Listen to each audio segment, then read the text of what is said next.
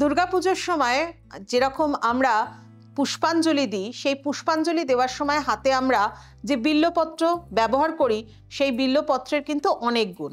আপনি অবশ্যই বাস্তুতেও যখন নিজের পুজো করবেন বিল্বপত্র ব্যবহার করবেন, এবং যে কোনো পুষ্পাঞ্জলিতেও কিন্তু অবশ্যই হাতে বেলপাতা রাখবেন। বেলপাতা ভগবান শিবের অত্যন্ত প্রিয়। আর এই বেলপাতার অর্থ কি জানেন? বেলপাতা হচ্ছে প্রত্যেকটি মানুষের মধ্যে চেতনার উন্মেষকে ঘটায় এবং আধ্যাত্মিকতার বিকাশ ঘটায়। কিভাবে? মানে বেলপাতার এই 3টে পাতার অর্থ হচ্ছে, একটি পাতা হচ্ছে দ্রষ্টা, দ্বিতীয় পাতাটি হচ্ছে দৃশ্য এবং তার পরেরটি হচ্ছে দর্শন।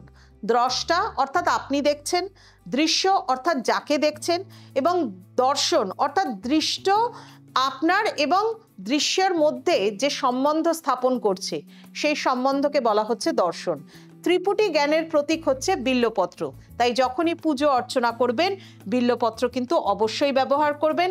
মা দুর্গার পুজোয়, মা লক্ষ্মীর পুজোয় পুষ্পাঞ্জলি দেওয়ার সময় অবশ্যই এই ত্রিপুটি জ্ঞানের প্রতীককে নিজের হাতে কিন্তু অবশ্যই রাখবেন।